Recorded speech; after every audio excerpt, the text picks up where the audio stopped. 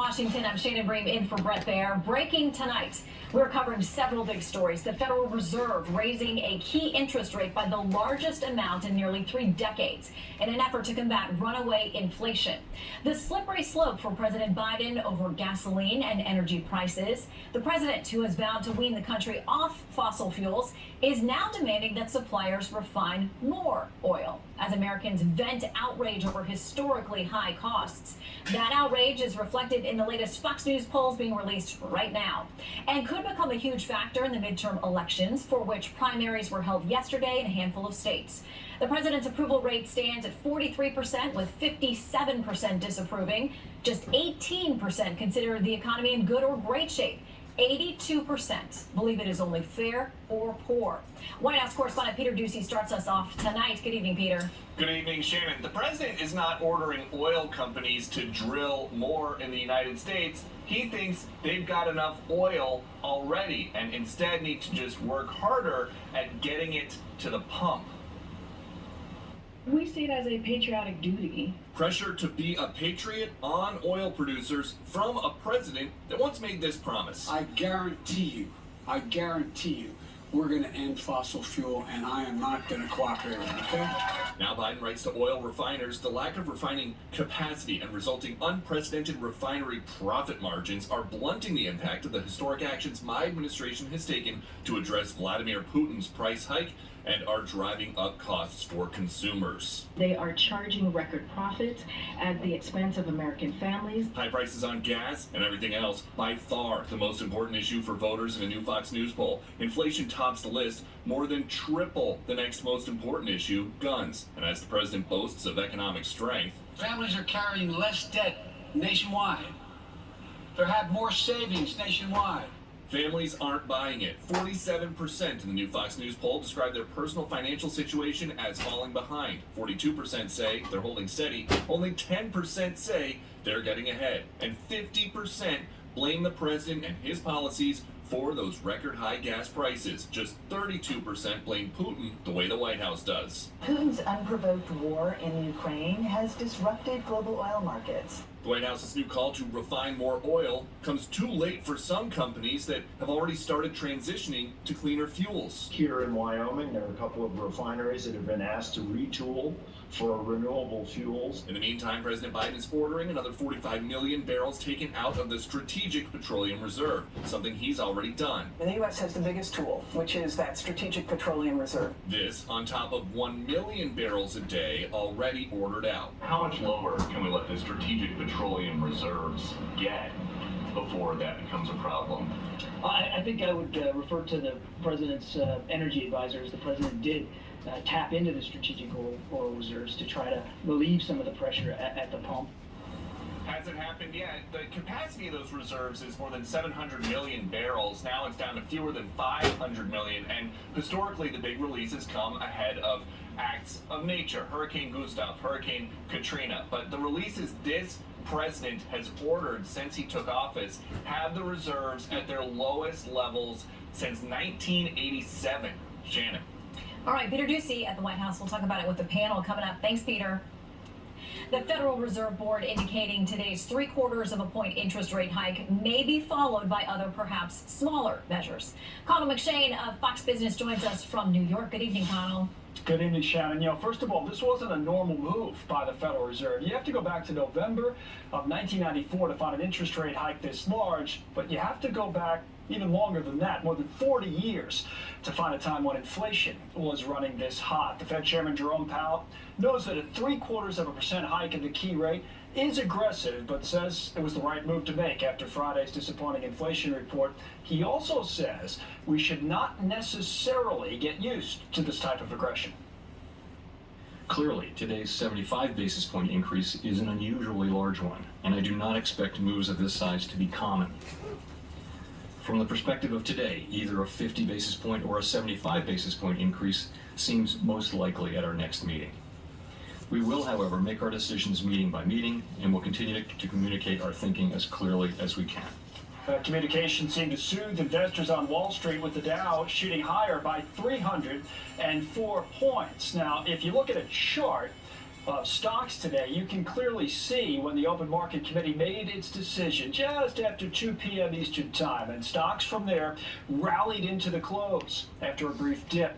Big tech has taken the largest hit during the recent market sell-off, but many of those stocks, Microsoft, Amazon, and Apple as examples, all bounced back nicely in today's trading. So you put it all together, investors kind of have a new normal to adjust to. The Federal Reserve says it will continue to raise interest rates this year, do so more rapidly than its earlier forecast, and that's largely because they now see inflation as being a bigger threat. Next Fed meeting is set for July. Shannon? Connell McShane in New York. Thanks, Connell. Wall Street gave its stamp of approval. The Dow gained 304. The S&P 500 finished ahead 54.5. NASDAQ was up 271. Republican Mayra Flores has flipped a Democratic House district in South Texas, where 85% of residents are Latino. She will be the first Mexican-born congresswoman and the first Republican to represent the Rio Grande Valley area in decades. Senior correspondent Alicia Acuna has details from Dallas. A blueprint for success is what the National Republican Congressional Committee calls GOP Congresswoman-elect Mayra Flores' decisive victory in traditionally Democratic South Texas. Policies that are being placed right now are hurting us. We cannot accept the increase of gas, of food, of medication. We cannot accept that. The Daughter of Mexican Immigrants platform was simple: fight crime, lower costs, and secure the border, where her husband is a patrol agent. I pray for his safety now more than ever. Republicans poured more than $1 million into the special election in a district President Joe Biden won by 4 points. It touches 80 miles of the southern border and is one of 3 South Texas Democratic strongholds the GOP is targeting in November. Hispanics in South Texas are seeing a choice. They feel like they're conservatives in many ways, but the tradition is to vote Democrat. Democrat Dan Sanchez, who was vastly outspent, put much of the blame on his own party. In a statement, quote, "Too many factors were against us, including little to no support from the National Democratic Party and the Democratic Congressional Campaign Committee." The DCCC, in a statement, thanked Sanchez for his run, adding, quote, "MAGA Republican Mayra Flores shouldn't get too comfortable. She'll barely have enough time to set up her desk before South Texans send her packing again." The DCCC says it is focused on November, when, as the incumbent, Flores must defend her seat. But this time, thanks to redistricting, she will be running in a region that is redrawn more favorably to Democrats. The GOP says they're confident she can do it. Shannon? We shall see. Alicia, thank you. Former President Trump went 1 for 2 in his endorsements for South Carolina's primary races last night. Trump-backed Russell Fry convincingly defeated 5-term Congressman Tom Rice, while incumbent Nancy Mace survived a challenge from Trump-endorsed Katie Arrington. Republican Governor Henry McMaster bested a primary challenge for the GOP nomination. He will face former Congressman Joe Cunningham in November. In Nevada, Clark County Sheriff Joe Lombardo won the Republican nomination for governor. He was supported by Mr. Trump and defeated 14 other candidates. Incumbent Democrat Governor Steve Sisolak won his primary. Our latest Fox News poll indicates dissatisfaction with Congress and Democrats. Republicans lead in the generic vote preference category 47 to 44%. Overall disapproval of Congress has climbed to 72%. Let's get reaction tonight from Fox News senior political analyst Bret Hume. Good to see you, Bret. Thank you, Shannon. Nice to see you as well. Okay, so let's talk about some of the brand new Fox News polling. Now, first of all, most important issue to you in your vote, inflation far and away way outpasses by 4 times the amount of the next issue that people are worried about. And when it comes to that issue, Republicans are given the advantage with 19-point advantage over Democrats for when it's viewed how they can handle that issue. There's not really a lot of good news for Democrats who are bracing for the midterms. Well, that's right, Shannon, and inflation is not, there's nothing that we can see now that would give us any reason to hope that inflation will subside between now and the midterms, which are, just a few months away. So it looks like that's going to be a burden around their neck. I mean, you think about a race like that one in Texas where the Republican won after decades of Democratic dominance in that district. It tells you that the polling that we're seeing about President Biden and his standing among Hispanics is likely to be a factor going forward in that region and in many border regions where the illegal immigration pouring in here the way it is not helping the Democrats in the way they may have hoped it would, that their lax approach would be popular. It seems it is not. Let me ask you about South Carolina, because it was a split there for former President Trump and his endorsements. Nancy Mace, current Congresswoman, was one who held on against a challenge from a Trump-backed challenger. And she walked a really fine line. She had been very supportive of the president, and then she was very critical of him after January 6th, but somehow managed to thread that needle of keeping voters with her, while she did at times criticize the former president, who is so wildly popular still within the party. Well, it shows you can be critical of President Trump and survive. But make no mistake about it, the support that former President Trump gave to Katie Arrington, who was her challenger, made for a decent showing on her part. So he's still influential, but he's not quite as dominant as he was. And my own sense is that his influence, while likely to remain strong for some time, is simply not what it used to be. I want to put up the places where the Democrats have an advantage, where in our polling it showed that they are viewed as better on the particular issues: climate change, abortion, voting rights, election integrity, coronavirus. But the fact is, when you cross-reference that against the most important issues to vote, they're way down the list for voters. So while Democrats can claim that they are better trusted on those particular topics, those topics don't seem to be top of mind for most voters heading into the midterms. Yeah, inflation, crime, land war in Europe. While the president is trying his best to support Ukraine, or trying at least to some extent to do so, his ratings aren't particularly good on any of those things, and that obviously affects his party. Plus the fact you've got the gravity in every president's first midterm is always against the incumbent and his party. And it certainly that seems to be true here. And you're right, Shannon. The issues that are top of mind are not the ones where Democrats have an advantage. They're nearly all ones where the Republicans have an advantage. Mm-hmm. So people who are thinking there'll be a Republican landslide obviously have reason to say that. Yeah, and one of the top Republicans on the Hill told me they're actually worried that people will become too comfortable because the polling and the issues seem to be so wildly in favor of Republicans. They don't want people getting comfortable and staying home. We'll see what voters do. Britt, thank you very much always for your time. You bet, Shannon. Thank you. So the U.S., as Britt mentioned, sending billions more in military aid to Ukraine. It is the largest single tranche of weapons and equipment since the war began, $1 billion. It will also include anti-ship missile launchers, howitzers, and more rounds for the high-mobility artillery rocket systems. Up next, the U.S. has some catching up to do when it comes to semiconductor manufacturing. We're going to hear from one of the people trying to make that happen. Plus, an update on the man who tried to assassinate President Ronald Reagan.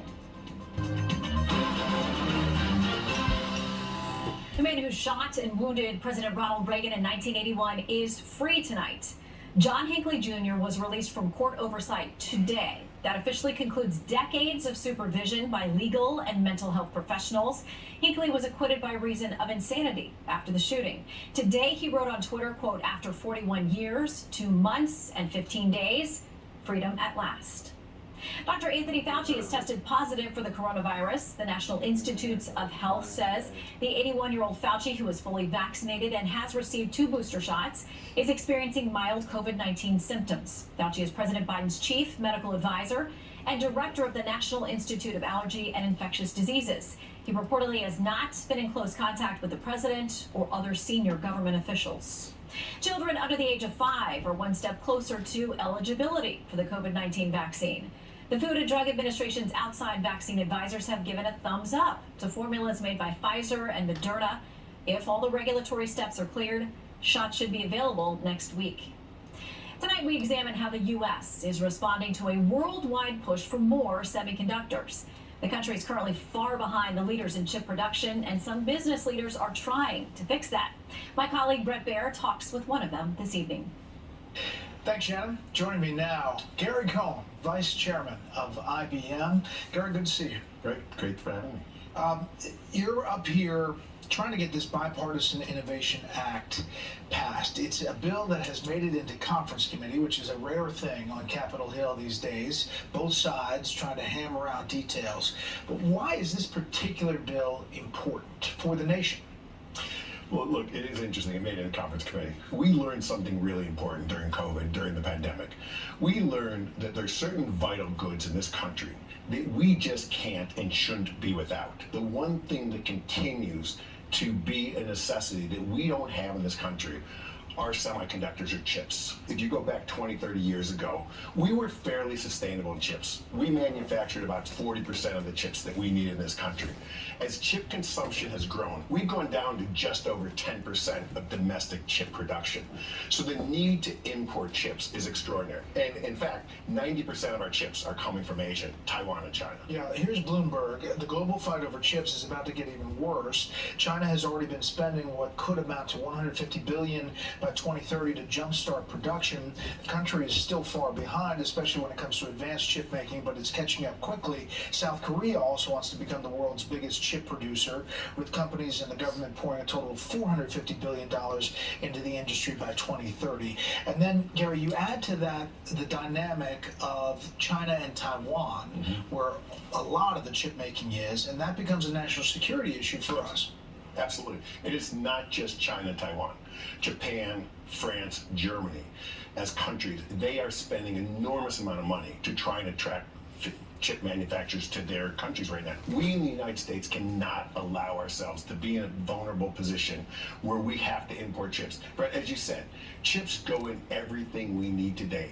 They go from national security all the way down to your toaster and everything in between. Yeah, I mean, you talk about cars, inflation, new and used cars. There's a lot of things that go into inflation, but new cars, 12.6%, used cars and trucks, 16.1%, and that has a lot to do with the inability to get chips and supply chain problems. A mid-range car today has over 200 chips inside of it.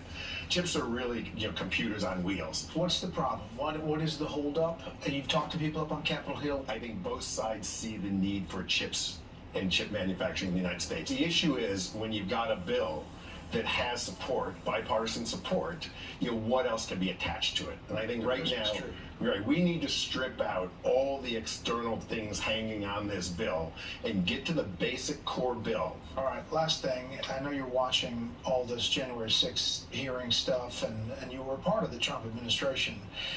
How do you reflect on all of that from your time inside the administration and what's happening now? Well, I was long gone before January 6th. But you're watching it. Yeah, no, I'm watching it. Look, as a citizen, January 6th was a horrific day, something that was tough to watch. Look, I think the American citizens are entitled to know what happened. I'm just not sure we need to watch the facts come out, but I think we're entitled to know the facts.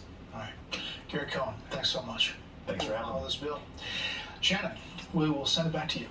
Thank you, Brett. Well, the House committee investigating the Capitol riot is releasing video of a tour led by a Republican lawmaker the day before the attack. It features Georgia Congressman Barry Loudermilk with participants taking photos of stairwells and tunnels in the complex. Loudermilk says that is a common practice for visitors. The committee says one of the men on the tour marched toward the Capitol during the riot the next day. Panel is renewing calls for Loudermilk to testify before the committee. He has so far declined and has denied any wrongdoing. Earlier this week, the chief of the U.S. Capitol Police said that after reviewing that surveillance video, the activities were not considered suspicious. Former Trump advisor Steve Bannon will face trial for contempt of Congress after refusing to comply with a subpoena by the Capitol Riot Committee. A motions hearing was held earlier today in D.C. federal court. Judge Carl Nichols, a Trump judicial appointee, ordered the upcoming July trial to proceed as scheduled. This would be the first criminal proceeding related to contempt allegations to proceed to trial. Up next, there may yet be consequences for the Border Patrol agents condemned by President Biden for their actions on horseback. We will have an update. The war on law enforcement goes on tonight. 2 police officers in suburban Los Angeles were killed last night, just hours after a highway patrol officer was gunned down. Correspondent Jeff Paul is in LA tonight with new information. Hello, Jeff. Yeah, Shannon, we're learning tonight from our sources the man who's accused of killing 2 police officers here in Southern California was out on probation for a felony gun charge. Officers were responding to a call of a stabbing at a motel in the city of El Monte, which is just east of downtown LA. When they confronted the suspect inside one of the rooms, shots were fired.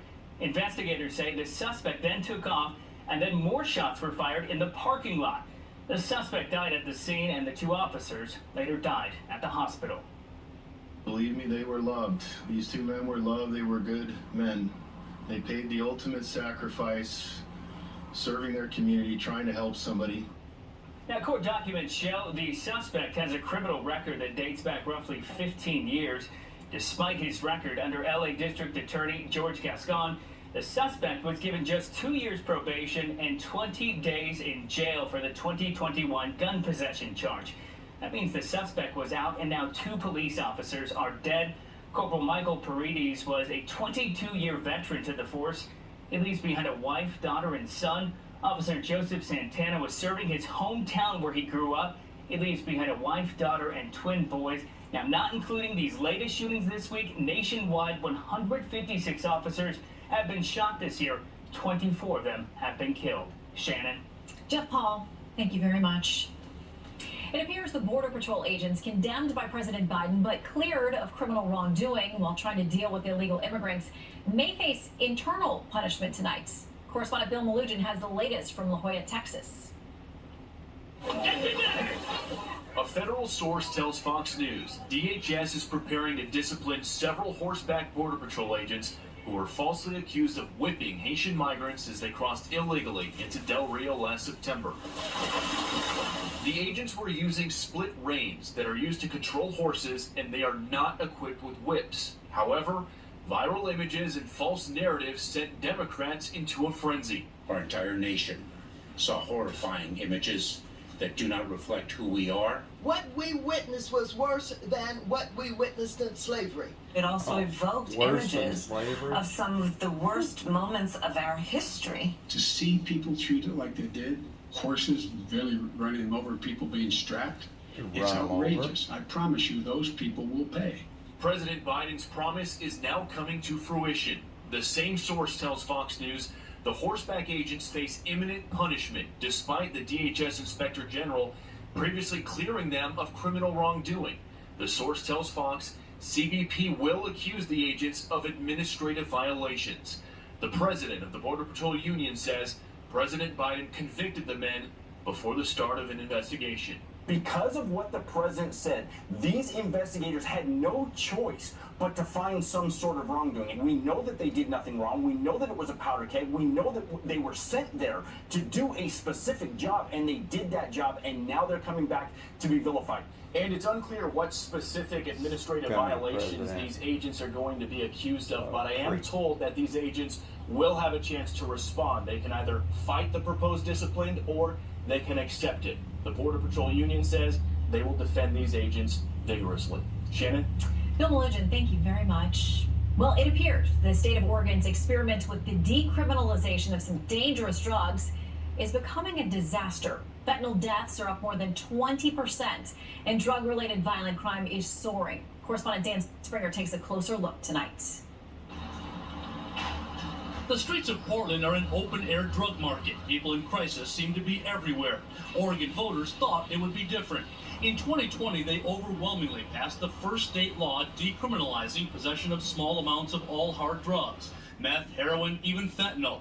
The idea was treatment, not jail time. But 15 months into the experiment, drug overdose deaths in Oregon hit an all-time high last year at 1,074.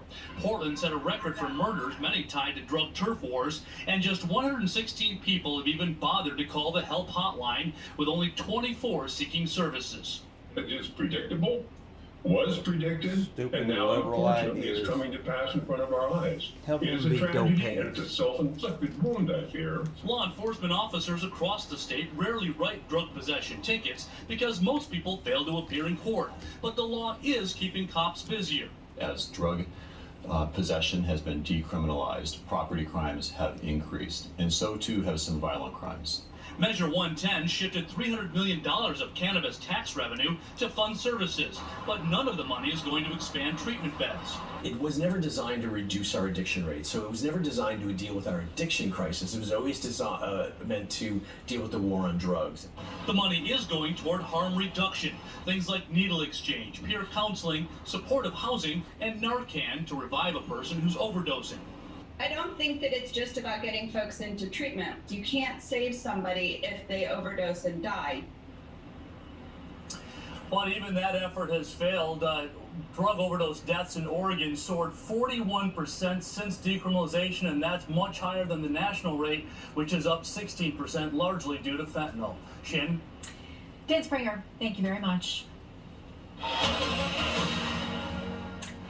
Experts say the effects from massive rain, snow melt, and flooding may forever change historic Yellowstone National Park. Raging waters have torn out bridges, destroyed nearby homes, even pushed a popular fishing river off course. Fox weather correspondent Max Gordon is outside Yellowstone tonight. Hello, Max. Hey, Shannon. So right now we're standing along the banks of the Yellowstone River, and thankfully the water is beginning to go down. But over the past few days, we've seen historic flooding here and on other rivers in Montana. Governor Greg Gianforte asking President Biden today to declare a major disaster here in the state of Montana. This after the Montana Army National Guard had to rescue 87 people via helicopter from the floodwaters. Rivers like the Yellowstone overflowed their banks, destroyed bridges, even carried away homes in some cases, and it knocked out a crucial link to Yellowstone National Park. US 89 follows the Yellowstone River from here in Livingston to the park's north entrance. The National Park Service conducted an aerial assessment of the road, and it says many sections are completely gone, and it'll take some time to rebuild. Officials say it's unlikely that the park's north section will reopen this season. That strikes a major blow to the town of Livingston, where visitors pass through on their way into the park.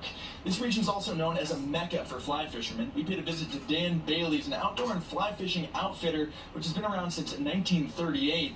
They told us that clients are canceling guided fishing excursions, and there's a concern that the floods will have a major impact on tourism here.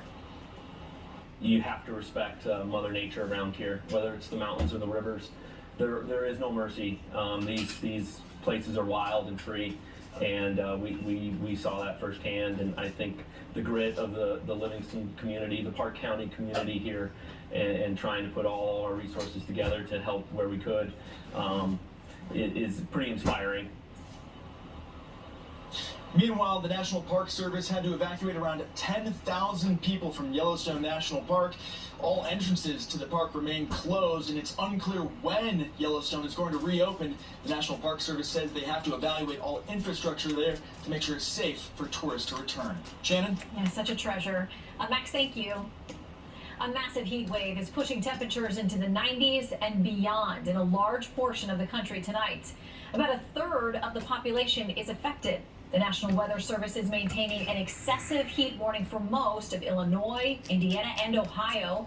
The heat advisory in place for the Midwest and South stretches all the way eastward to the South Carolina shoreline. Up next, why are Democrats spending millions of dollars to fund campaigns for Republican congressional candidates? We've got the answer.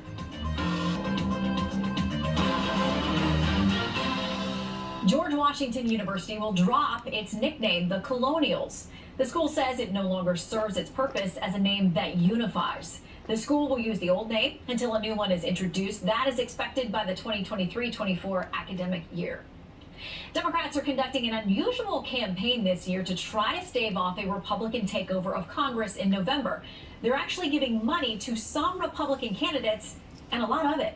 Chief Washington correspondent Mike Emanuel is here with a very interesting story. Hey, Mike. Democrats are meddling in Republican primaries, hoping to nominate more conservative candidates who they think will be unelectable in November. In Illinois' governor's race, Democrats are attacking African-American Aurora Mayor and Army veteran Richard Irvin, who is the GOP establishment favorite. Democrats are trying to boost State Senator Darren Bailey. They've spent more than $15 million trying to influence the Republicans' race so far. They hope Bailey will be easier for the incumbent Democrat to beat. That is a historic sum for Democrats in this governor's race. Crime is up. The economy is in rough shape. He's in for a tough ride, even though Illinois is a very blue state. A spokesman for the Democratic Governors Association defends the tactics, saying these elected and formerly elected officials want to deceptively retell their histories, and we're just filling in the gaps. The Republican Governors Association tells Fox desperate times call for desperate measures, and clearly national Democrats are panicked by the worsening political environment in states run by Democrat governors. In Colorado's Senate race, an outside Democratic super PAC has spent about $1 million supporting the more conservative state rep, Ron Hanks. Observers consider construction company owner Joe O'Dea to be the more electable Republican in November. Democrats are concerned that incumbent Senator Michael Bennet is vulnerable, even though Joe Biden won Colorado by more than 13 points. A National Republican Senatorial Committee spokesman says Democrat panic underscores their historic weakness, and at this point, no amount of money will save them. These tactics don't always work. For example, last year in Virginia, these mailers were sent out tying Glenn Youngkin with former President Trump. In the fine print, it said paid for by the Democratic Party of Virginia. If it turns out to be a big year for the GOP, as some polling predicts, this could backfire on Democrats by electing more conservatives. Shannon? Here you are, Mike. It is good to see you in person. Great to see you. Thank you so much. All right, up next, the panel on the Federal Reserve interest rate hike, the new Fox News polls, and the results of yesterday's elections. First, here's what some of our Fox affiliates around the country are covering tonight. Fox 29 in Buffalo, as the white man accused of killing 10 black people at a supermarket is charged with federal hate crimes. He could face the death penalty if convicted. And this is a live look at Ball Arena in Denver from Fox 31. The big story there tonight, the Colorado Avalanche hosting the two-time defending champion Tampa Bay Lightning in Game 1 of the Stanley Cup Final. It is the first trip to the championship round for the Avalanche in more than 20 years. Colorado beat Tampa Bay twice during the regular season. That is tonight's live look outside the Beltway from Special Report. We'll be right back. But it just won't go away.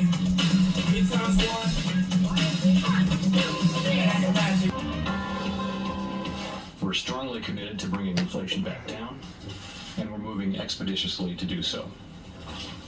We have both the tools we need and the resolve that it will take to restore price stability on behalf of American families and businesses. The American economy is very strong and well positioned to handle tighter monetary policy.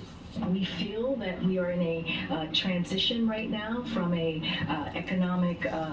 historic economic growth recovery, and so going into that transition with stability and steady growth, we feel that's going to help with inflation.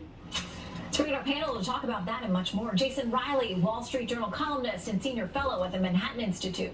Amy Walter, publisher and editor-in-chief of the Cook Political Report, and syndicated radio host Hugh Hewitt. Okay, we hear the positive, happy talk from the administration, but look at this brand new Fox News poll, how people are feeling about the U.S. economy. Optimistic 32%, pessimistic 65%, and you can see tracking back a couple of years there.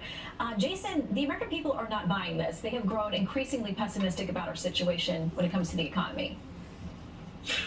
You're right, Shannon. They're not buying it, and they're increasingly concerned about the economy, which really has to worry the Democrats going into this midterm election. They won't be able to deflect. They won't be able to blame it on Russia or oil companies or COVID supply chain problems and so forth. All of that is, of course, contributing to the problem, but the American people seem to want to hold responsible the people in control, and right now that is the Democratic Party, and they're going to have to deal with that. And you look at we're at a 40-year high here with inflation rates. We haven't seen this in a very, very long time, and the Fed has to, meet its 2% target. It's probably going to have to raise them more sharply than it did today. But it also says to me, Democrats, back off your anti-growth agenda here. If we're worried about going into a recession, we don't need $1 trillion spending package, even though Democrats are still trying to, persuade Joe Manchin to go along with a smaller version of Build Back Better. This is not the time for that. Well, and let's talk about specifically the issue of gas prices, because, Amy, the White House, the president continue to try to message that this is the Putin gas hike. This is what our Fox News polling shows. Who's contributing more to the current gas prices? 50% say Biden and his policies. Far behind that, Putin and war, 32%, but both 13%. Amy, is the message getting any traction from the president? Well, I think Jason said it well, which is when you're the party in charge, you get the credit when things are going well, and you get the blame when things are not going well. And look, I think if you're Democrats right now, there's not much you can do about the price of gasoline. Obviously, the president trying to do things like releasing oil from the reserves, or having conversations with the Saudis, or increasing ethanol production. All of those things will not be able to to make a big dent in the price of gasoline. And so you have to have a story, a narrative that says this isn't just about one thing. We're going to blame two things, not just Putin and the war, but also profiteering from oil companies and try to make them the bad guys. Yeah, and to that point, the president has fired up a strongly worded letter to U.S. oil refineries. Part of that says this: your companies and others have an opportunity to take immediate actions to increase the supply of gasoline, diesel, and other refined products you are producing and supplying to the U.S. market.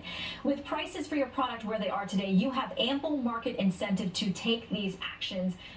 Hugh, this has been a frequent target for blame from the president and from this administration. Can they be doing more? No, they could be doing a lot more. They could invoke the Defense Production Act and increase capacity at refineries. They could have approved the Keystone Pipeline. They could reverse the president's first day in office decision to cancel that. They could expedite the leases that Admiral Kirby at the White House press podium today said there are 8,000 leases. That doesn't get them past various regulatory hurdles like the Endangered Species Act and the Clean Water Act. They could do a lot to increase production in the United States. They're not doing it. Instead, the president is sending absurd letters. What he should not have done was the reckless spending last year. He got mad at the AFL-CIO yesterday, yelled at voters, told them he didn't want to hear any more lies about his reckless spending, that they were changing lies. It's simply, last night was a warning shot. Another one, a third, a fourth one, that Democrats are sailing into heavy weather because people stop at the gas pump every week and they blame Joe Biden, and they are right to do so. Okay, Hugh, let you have you start us off on the next issue then. And because you brought up the midterms and these primaries last night, Nancy Mace is a current sitting congresswoman who had, we talked earlier in the show, been very supportive of President Trump. And then after January 6th, very critical, he endorsed someone that was a strong challenger against her, Katie Arrington. But Congresswoman Mace came out on top. Politico says this: the first-term Republican teetered back and forth between supporting Trump, including taping a supportive video outside Trump Tower soon after he endorsed against her, and fiercely criticizing him after the January 6th Capitol attack. Hugh, did she find the right formula for keeping together the various coalitions within the Republican Party? I think she did, and people are reading too much into what President Trump can and cannot do. He very much got J.D. Vance nominated in Ohio. He very much got Dr. Oz nominated for the Senate. If he endorses Joe O'Dea in Colorado, he'll get over the Democratic spending on behalf of the far-right candidate who's running against Joe O'Dea. He could get Eric Schmidt into the primary in Missouri. He could get Billy Long into the primary in Missouri. But if he gets behind Eric Greitens, it won't matter. We'll lose that seat. He's being strategic. He's batting 500. That's pretty good. If we get rid of the ones that are just a lock solid. And he weighed in Alabama, and he basically exiled Mel Brooks to the sideline. So he matters a lot. He just doesn't matter when races are not all about Donald Trump. Amy, what stands out to you from the results last night? Well, certainly that one is important because it was taking place in the same state where Congressman Rice, who was one of the 10 Republicans who voted to impeach the president, lost his primary. And I think it is right. It's not always about Donald Trump. What candidates who succeed, who have either angered Donald Trump in some way, shape, or form, or where he has not endorsed them in the race, he endorsed their opponent. The way you win is not by running as the alternative or the anti-Trump. The way that you win is by leaning into the things that you've done well, the ways in which you agree with many of the policies and the positions of President Trump, but you do not make the race a referendum on him. And you saw people like Brian Kemp in Georgia successful as well. So I think those two were, the split screen here in South Carolina was really interesting. Jason, I want to get a quick final word from you on the Maya Flores win last night. Is there a warning there for Democrats as well when it comes to Hispanic voters? There could be. I mean, this is a special election. She's going to have to run again in November, where she's going to face an incumbent in a redrawn district that heavily favors Democrats. So I'm a little, cautious about reading too much into that race. But you're right. Biden's numbers among Hispanics are down, particularly among Hispanic men. They're down among blacks as well. And this is worrying to the Democratic Party. This is not where they want to be going into November. So yes, I think they're looking at this right. I think they might be holding their power a little bit for November, but they're clearly worried about their numbers in terms of how they're doing among various demographic groups. Yes. Jason, Amy, and Hugh, thank you all very much. Thank you. You're welcome.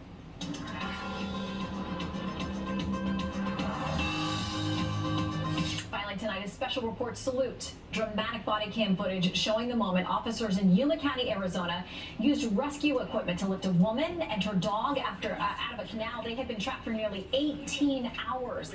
Get this, a train conductor spotted them and quickly alerted the authorities. Tip of the hat to everyone involved. Thanks for watching Special Report. I'm Shannon Bream in Washington. Please join me for Fox News at night this evening, midnight Eastern, 9 o'clock Pacific. Jesse Waters' Primetime is up next. Hey, Jesse.